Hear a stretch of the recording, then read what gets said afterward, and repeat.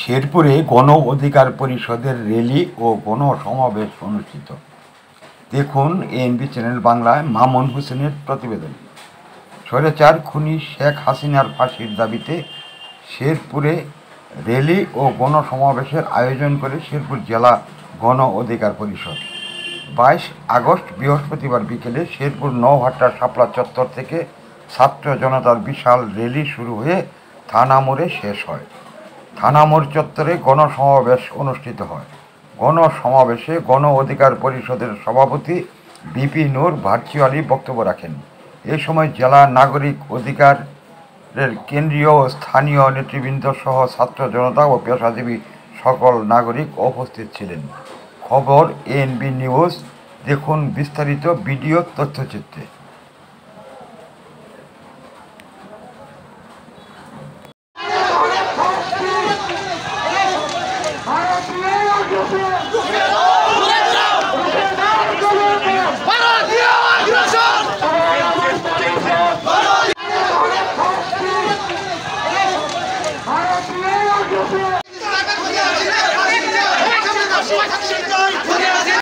এই শেখ হাসিনা পতনের দ্বিতীয় মুক্তিযুদ্ধের স্বাধীনতার শুভেচ্ছা জানাচ্ছি। আমরা সবাই জানেন যে গত 15 বছর দেশের মানুষ কতটা নির্যাতিত নিষ্পেষিত হয়েছে।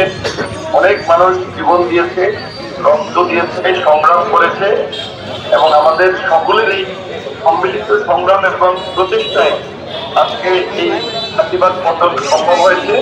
তো এখন আপনারা ইতিমধ্যেই লক্ষ্য করেছেন যে শেখ হাসিনা পতনে যেই ছাত্র জনতা তাদের যে অকুতোভয় লড়াই সংগ্রাম, তাদের যে ত্যাগ, সেটি কোনো রাজনৈতিক দল চিন্তাই করার জন্য তারা ইতিমধ্যেই জনগণের আকাঙ্ক্ষার একটা বিরুদ্ধে কিছু কর্মকাণ্ড করতেছে। আমরা যেটা দেখছেন, আগে ছাত্রলীগ যুবলীগ বিভিন্ন জায়গায় চাঁদাবাজি দখলদারি করতো, এখন আবার দেখতেছি আমরা একটি রাজনৈতিক দলের ব্যানারে বিভিন্ন জায়গায় এই চাঁদাবাজি দখলদারি মাস্তানি কুমড়ামি এগুলো চলছে। সেই জায়গা থেকে আপনাদেরকে সতর্ক থাকতে হবে। ছাত্র জনতা